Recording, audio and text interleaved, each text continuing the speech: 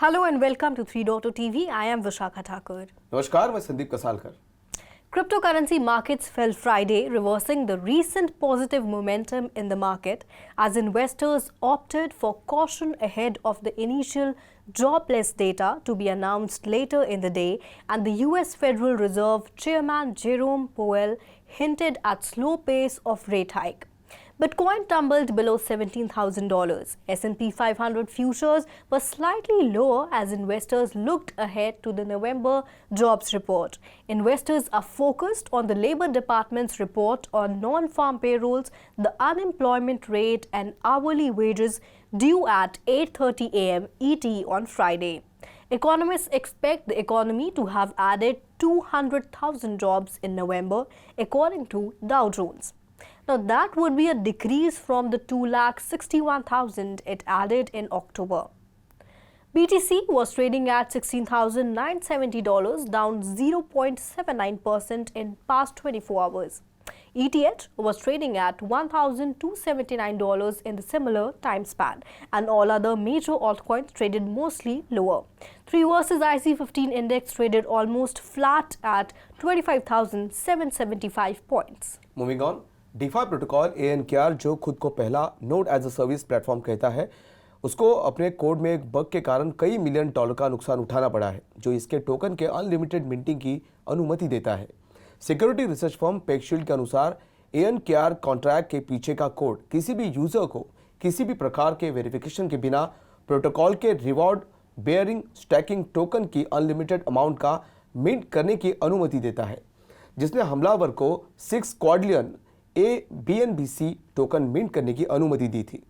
ABNBC token के क्वाड्रिलियंस का mint करने के बाद से हमलावर BNB के लिए ABNBC टोकन के 20 ट्रिलियन को स्वैप करने में सक्षम था, फिर इसे टोर्नेडो कैश में मूव कर दिया।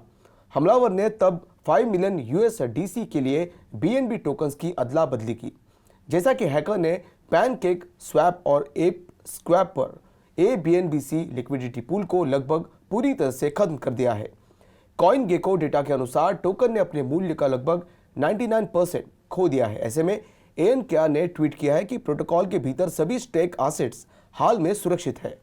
Moving on, Flipkart on Friday partnered Ethereum-based blockchain platform Polygon to set up a center of excellence that will work on research and development of Web3 and Metaverse commerce use cases in India.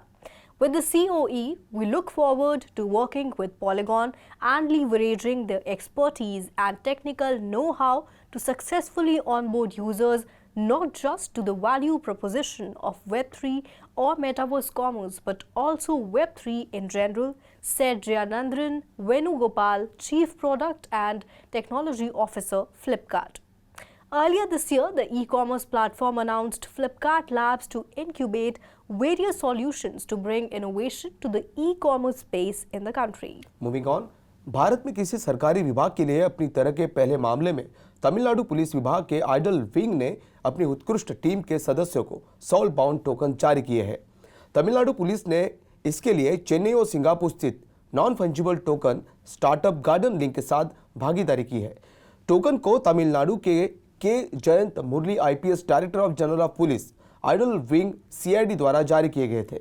वहीं इस award को प्राप्त करने वाले officers में DSP Muthuraja, DSP Mohan, SSI Ramalingam, SC रियगन और grade 1 Laxmikant का नाम भी शामिल है। Moving on, the web developer Mozilla, mainly known for its internet browser Firefox, has joined the rush of legacy internet platforms jumping into the Web3 and Metaverse development space. In a blog post announcement on November 30, the company revealed its acquisition of Active Replica, an immersive experience developer. Active Replica is joining Mozilla's Hubs Creator platform to help create virtual events.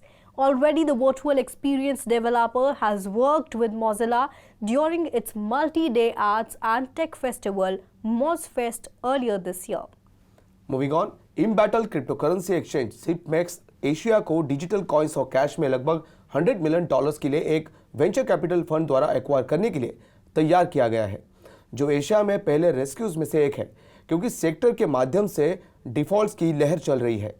Set listed shipping company Thoresen Thai agencies PLC की सहायक company we ventures cash में $30 million और crypto token में बची हुई राशि की पेशकश कर रही है। इसके बारे में इस मामले से परिचित एक व्यक्ति ने कहा, सिंगापुर में शुक्रवार को एक अदालत की सुनवाई के अनुसार सौदे की शर्तों का विवरण देने वाला एक शेयर सेल एग्रीमेंट प्रस्तुत किया जाया था, जिसने इस मामले से वाकिफ एक शख्स ने बताया कि फंड जिपमैक्स में करीब 90% हिस्सेदारी हासिल करने के लिए तैयार है।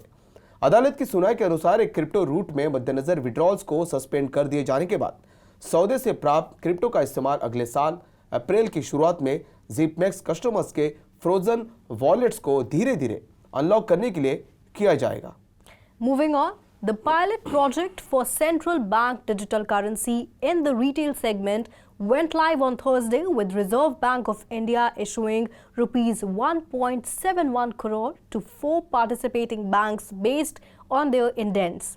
The central bank has identified 4 banks for the first phase of the pilot: State Bank of India, ICICI Bank, Yes Bank and IDFC First Bank in 4 cities: Mumbai, New Delhi, Bengaluru and Bhubaneswar. The highest intent was received from one private sector bank. The central bank will be creating more digital rupee as demand from banks comes in over the next few days. Merchants include the street fruit vendors to the bigger one, with popular merchants such as food delivery apps will also accept digital rupee in the coming days, sources said. The target is to involve 50,000 merchants and customers in the next few days. Well, that's all in this bulletin. This is me, Vishakha Thakur, signing off. मैं संदीप कसालकर। अब बढ़ते हैं हमारे अगले segment की ओर, जिसका नाम है weekly rap.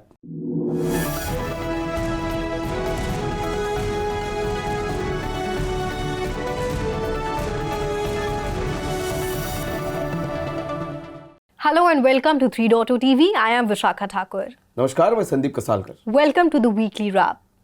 Cryptocurrency markets traded lower on Monday as risk aversion caused by nationwide protests or demonstrations held in China against stringent lockdown measures imposed to prevent COVID-19 triggered sell-off in risky assets. Another crypto company has fallen as a contagion from the collapse of cryptocurrency exchange FTX spread across the industry as BlockFi has filed for Chapter 11 bankruptcy. The Fed has been watching the labor market because they are looking for signs of slowing wage growth. This would be an indicator that the rate hikes are working, and Fed Chair Jerome Powell said rate increases should slow. So cryptocurrencies traded lower on early Friday morning trades ahead of November's jobs data from the Labor Department on Friday at 8:30 a.m. ET is expected to show 200,000 added jobs, according to economists polled by FactSet. Now that would down from 261,000 in October and the slowest monthly increase in hiring in 2 years. Bitcoin dips below $17,000. तो संदीप, देखा जाए तो एक crypto की जो short win streak देखने को मिल रही थी वो कहीं ना कहीं यहाँ ख़त्म होती दिख रही है, क्योंकि जैसे मैंने कहा कि $17,000 से नीचे बिटकॉइन ने आज ट्रेड किया और ये इसके पहले हुआ है जो लेबर मार्केट है उसके द्वारा जो जॉब्स डेटा आने वाला था, तो उसके पहले जो क्रिप्टो करेंसी मार्केट है वो नीचे जाता देखा गया। और इस वीक की अगर हम बात करें तो शुरुआत में देखा गया कि BlockFi ने बैंक्रप्सी के लिए फ़ाइल कर दिया, तो ये कहा जा रहा है कि जो FTX कंटेजन है वो स्प्रेड हो रहा है, जिसके बाद BlockFi ने भी बैंक्रप्सी के लिए फ़ाइल कर दिया। और इसके साथ साथ भी कुछ दिन पहले जो फेड चेयर जेरोम पोवेल जी की स्पीच हुई थी उसमें भी उन्होंने ये मेंशन किया था जो इंटरेस्ट रेट इंक्रीजेज़ हैं वो दिसंबर में देखने मिल सकते हैं। तो उसके बाद से BTC ETH में थोड़ी तेज़ी दिखाई दी, लेकिन फिर अब चाइना में जो प्रोटेस्ट चल रहे हैं उसके बाद भी मार्केट में कुछ हलचलें दिख रही हैं। तो देखा जाए तो जो इन्वेस्टर्स हैं वो बहुत कॉशियस हैं। बिल्कुल विशाखा, इन्वेस्टर्स का कॉशियस होना जायज़ है, क्योंकि जो कंसर्न जो है जो हमें पास्ट कुछ दिनों से दिखाई दे रहा है, जो मार्केट में जो उथल पुथल हो रही है because of this FTX collapse, वो रीज़न होने दोनों। तो चाइना में जो कोविड के अगेंस्ट जो प्रोटेस्ट चल रहा है, तो इसकी वजह से कहीं ना कहीं इन्वेस्टर्स में भी थोड़ा सा डर का भी माहौल दिखाई दे रहा है।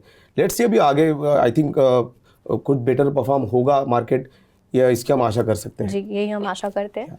तो बढ़ते हैं अगली खबर की ओर। होलसेल सेगमेंट के लिए डिजिटल रुपए के पहले पायलट को शुरू करने के 1 महीने के भीतर भारतीय रिजर्व बैंक यानी आरबीआई ने मंगलवार को रिटेल डिजिटल रुपए के लिए पहला पायलट लॉन्च करने की घोषणा की। आरबीआई ने कहा कि रिटेल सेगमेंट के लिए डिजिटल रुपए का सेंट्रल बैंक डिजिटल करेंसी यानी सीबीडीसी का पहला पायलट 1 दिसंबर 2022 को लॉन्च किया जाएगा। सेंट्रल बैंक ने कहा कि पायलट भाग लेने वाले ग्राहकों और व्यापारियों के लिए एक क्लोजर यूजर ग्रुप यानी सीयूजी में चुनिंदा स्थानों को कवर करेगा। तो एक नया अपडेट जो है रिजर्व बैंक ऑफ इंडिया की तरफ से बहुत अच्छा कदम है, सीबीडीसी की ओर से बहुत अच्छी पहल है। तो इस पायलट प्रोजेक्ट की अगर बात करें तो इस पायलट प्रोजेक्ट में बहुत सारे बैंक्स को आइडेंटिफाई किया गया, जिसमें स्टेट बैंक ऑफ इंडिया है, ईएस बैंक है, आईसीआईसीआई बैंक है, आईडीएफसी फर्स्ट बैंक है, बैंक ऑफ बड़ौदा है, यूनियन बैंक ऑफ इंडिया है, एचडीएफसी बैंक है, कोटक बैंक है।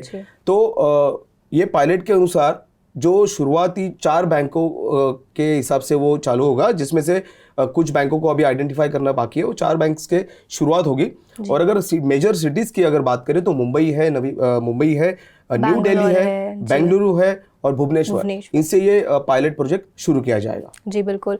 तो बिल्कुल सही कहा आपने। और आरबीआई ने ये कदम क्यों उठाया है, इससे रिलेटेड हमने 3.0 टीवी पर एक इंटरव्यू भी किया है सुदीप बंडोपाध्याय जी का, तो वो भी आप सब देख सकते हैं इसके बारे में और जानकारी प्राप्त करने के लिए।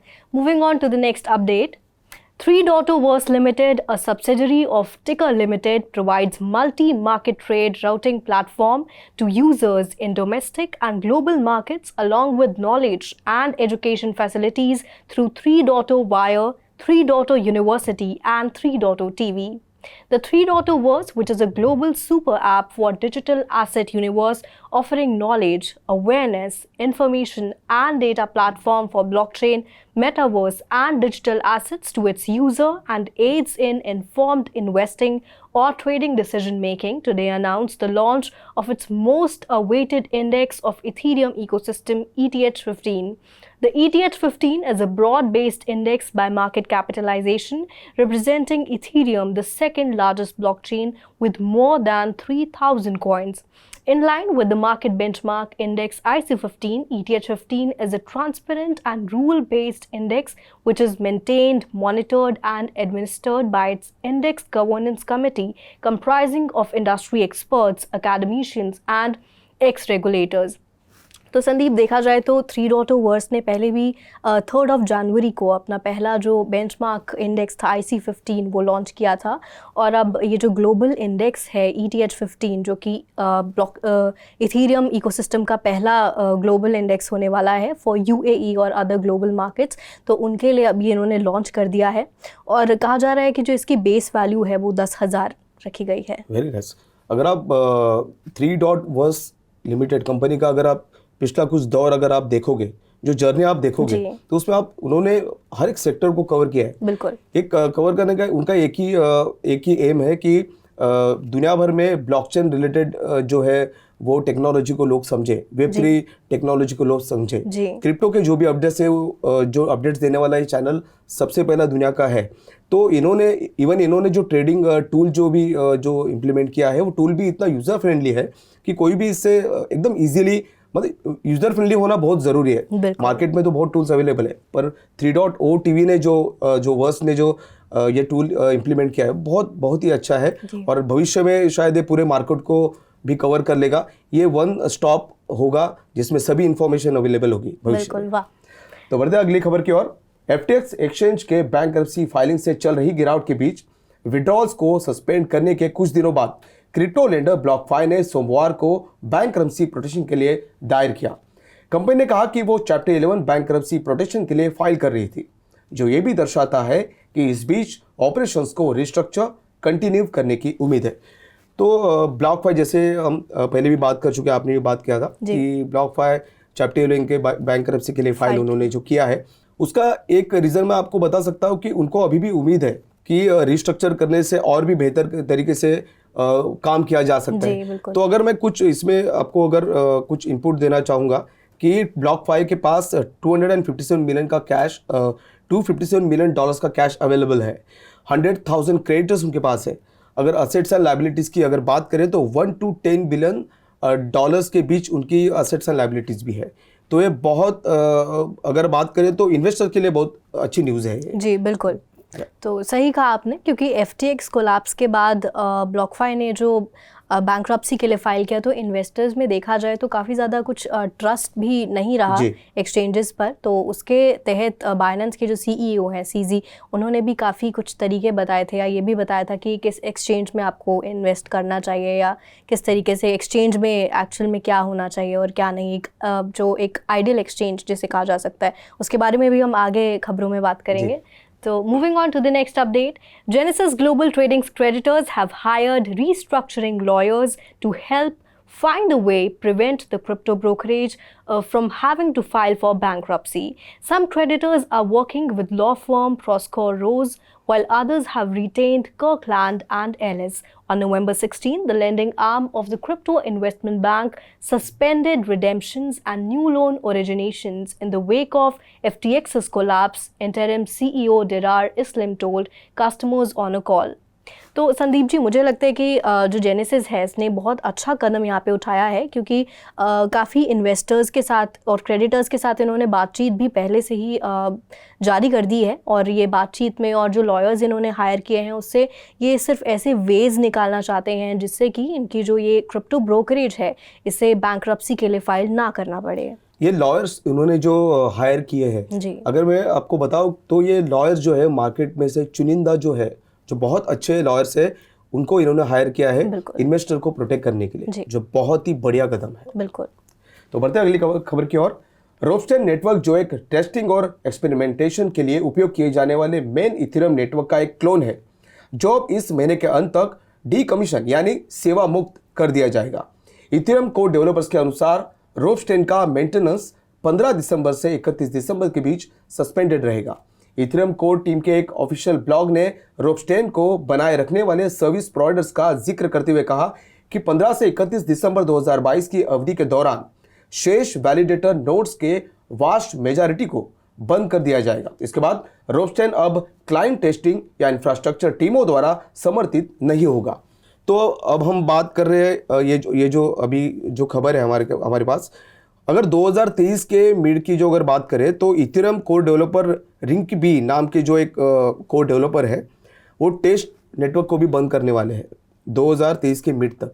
अगर दूसरी खबर में अगर बात करूंगा माइग्रेशन की, तो ये रिंकबी ऐप जो है वो गोयरली या सिपोलिया में इसको माइग्रेट कर देगा जी। तो ये एक बहुत बड़ा अपडेट है इसमें जी, बहुत बड़ा अपडेट, बहुत अच्छा अपडेट ये है। तो moving on to the next update, Binance introduces a proof of reserve system beginning with Bitcoin. Binance has launched a proof of reserve system beginning with Bitcoin to demonstrate that the exchange is healthy and solvent. This comes just weeks after rival exchange FTX went bankrupt after allegedly exchanging user funds for other less liquid tokens, resulting in a liquidity crisis. Binance's goal is to demonstrate that it holds the assets of its users in the same tokens that they have deposited. Binance has provided a snapshot of account balances and the exchange's Bitcoin reserves for its Bitcoin. It claims 5,82,485 Bitcoin in reserves, while its users have a net balance of 5,75,742 Bitcoin for a margin of 6,743 Bitcoin. तो संदीप, देखा जाए तो ये भी बहुत अच्छी एक update है, क्योंकि जब FTX ने बैंक्रप्सी के लिए फ़ाइल किया उसके बाद बाइनेंस उसे एक्वायर करने वाला था, लेकिन फिर उसके बाद उसके कोलैप्स के बाद बाइनेंस के जो CEO हैं, जिसके बारे में हमने कहा था कि हम आगे बात करेंगे खबरों में, तो उन जो CZ हैं उन्होंने पहले भी ये कहा था कि कौन सी एक्सचेंज में आपको कैसी एक्सचेंज एक आइडियल एक्सचेंज होनी चाहिए।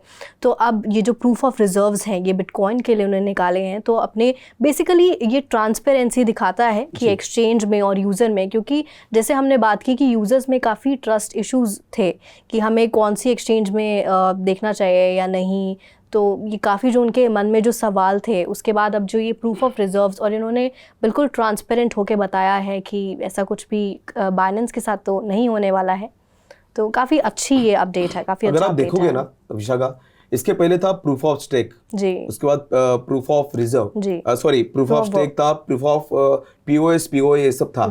उसके बाद धीरे धीरे ये लोगों ने प्रूफ ऑफ रिजर्व ये लोगों ने लॉन्च किया। तो ये इससे यही इम्पोर्टेंट चीज है कि अपनी जो इन्वेस्टमेंट है वो लोगों को आप दिखाओ। इससे क्या होता है कि इन्वेस्टर्स में मतलब इन्वेस्टर्स आपके साथ जुड़े रहेंगे, आपके साथ बने रहेंगे हमेशा, क्योंकि आप ट्रांसपेरेंसी आप दिखा रहे हो। तो ये बहुत अच्छा कदम सीजी ने उठाया है, जो कि प्रूफ ऑफ रिजर्व को जो इम्प्लीमेंटेशन उन्होंने किया है। तो बढ़ते हैं अगली खबर की ओर। पोर्श एक नॉन फंजिबल टोकन कला बाजार में प्रवेश करने वाली नवीनतम ऑटोमोबाइल निर्माता है। इस ऑटोमेकर ने मायामी फ्लोरिडा में आर्ट बेसल में 911 की विशेषता वाली डिजिटल छवियों के संग्रह की शुरुआत की है। वित्त और आईटी के लिए कार्यकारी बोर्ड के उपाध्यक्ष और सदस्य लुस मेश्के के अनुसार पोर्श की पहली वेब3 परियोजना क्लासिक पोर्श 911 पर आधारित 7,500 पीसेस एनएफटी संग्रह है। एनएफटी जनवरी 2023 में उपलब्ध होंगे, जिसमें हैम्बर्ग डिजाइनर और 3D कलाकार पैट्रिक वोगेल द्वारा डिजाइन किया गया प्रत्येक पीस होगा। तो ये एनएफटी की दुनिया में एक नया तहल का हम कह सकते हैं कि पोर्श जो है, जो सबसे बड़ा ऑटोमोबाइल मैन्युफैक्चरर है, उसने क्या किया, एनएफटी ओनर्स के पास जो exclusive virtual and real world का उनके पास एक्सेस भी होगा। ये एक उसमें अपडेट है। दूसरा, अगर बात करें डिजिटल पायनियर की, तो डिजिटल पायनियर जो है वो वेब3 जो जर्नी है, वेब3 जर्नी में वो भाग ले पाएंगे और उनसे इंटरैक्ट भी कर पाएंगे। ये इसमें अपडेट मतलब बहुत अच्छा अपडेट इसमें। बिल्कुल, तो मुझे लगता है कि पोर्श के बाद अब जो और ऑटोमोबाइल कंपनीज हैं वो भी इंस्पायर होगी। जी बिल्कुल। Moving on to the next update, Animoca brand CEO Yatsu stated that the company is working on establishing a $2 billion fund to invest in metaverse businesses. Animoca Capital's primary concern will be to invest strategically in order to create a Web3 ecosystem and an active market rather than to seek economic returns. तो संदीप, जहाँ कहा जा रहा है कि metaverse जो industry है, तो ये 13 trillion dollars to 18 trillion dollars जो इतना इम्पैक्ट इसका हो सकता है 2030 तक। जी बिल्कुल। तो अब अनिमोका ब्रांड्स ने अभी फिलहाल फंड्स रेज नहीं किए हैं, लेकिन ऐसा कहा जा रहा है कि $1 बिलियन से $2 बिलियन के बीच में ये फंड्स रहने वाले हैं। और यात्सू इन्होंने ये भी कहा है कि ये जो वेब3 में अभी जो अर्ली अडॉप्टर्स हैं या जो आने वाली कंपनीज हैं, उनके लिए भी एक अच्छा कदम होने वाला है। क्यों क्या विशाखा? क्योंकि ये मेटावर्स जो है, इसमें सभी कंपनीज अपना फ्यूचर देख रही है। इसके लिए हर कंपनी इसमें कुछ ना कुछ तो अपना योगदान दे रही है। और अगर बात करें वेब3 की, तो वेब3 इकोनॉमी इतना रैपिडली आगे जा रही है, जिसमें वो लोग वेब3 में इकोसिस्टम डेवलप करने जा रहे हैं, जो कि बहुत अच्छा इनिशिएटिव है। तो भविष्य में वेब3 को लेकर और भी हमें कुछ अपडेट देखने मिलेंगे। बिल्कुल, और 3.2 टीवी आपको सभी अपडेट्स देता रहेगा। तो बढ़ते हैं अगली खबर की ओर। Amazon प्राइम वीडियो कथित तौर पर सैम बैंकमैन-फ्रिड और उनके FTX क्रिप्टो एक्सचेंज के पतन के आधार पर 8 एपिसोड सीरीज विकसित कर रहा है। ऑनलाइन रिटेल दिग्गज की स्ट्रीमिंग सेवा के लिए FTX के इम्प्लोजन के बारे में सीरीज का निर्माण जो और एंथोनी रूसो की प्रोडक्शन कंपनी AGBO द्वारा किया जाएगा। इन भाइयों को 4 मार्वल फिल्मों के निर्देशन के लिए जाना जाता है और कथित तौर पर सीरीज का निर्देशन भी कर सकते हैं। यह पायलट एपिसोड अमेजॉन की हंटर्स सीरीज के निर्माता डेविड विल द्वारा लिखा जाएगा। तो विशाखा, ये पिछला जो दौर रहा, FTX का जो कोलैप्स का जो दौर रहा, शायद उसे ड्रामेटिक रूप से अमेजॉन ने देखा है और उसके लिए उन्होंने ये सीरीज बनाने का उनके पास आइडिया आया है, जो कि अभी ये 2023 के फर्स्ट हाफ में इसके प्रोडक्शन को शुरुआत होगी। वाह। तो मैं आपको ये भी बता दूं कि जो कास्ट है फिल्म की, वो अभी तक वेब सीरीज़ की वो डिसाइड नहीं की गई है, और जिन जर्नलिस्ट ने इसे मीडिया कवरेज दिया, जिस तरह से रिपोर्टिंग की है, उसके बेसिस पे ही वेब सीरीज बनने वाली है। जी। Well, that's all in this episode of the Weekly Wrap. This is me, Vishaka Thakur, signing off. मैं संदीप कसालकर फिलहाल आपसे विदा लेता हूँ। ऐसे ही वेब3 से जुड़ी सभी अपडेट्स को लेकर हम फिर मिलेंगे। देखते रहिए 3.2 टीवी।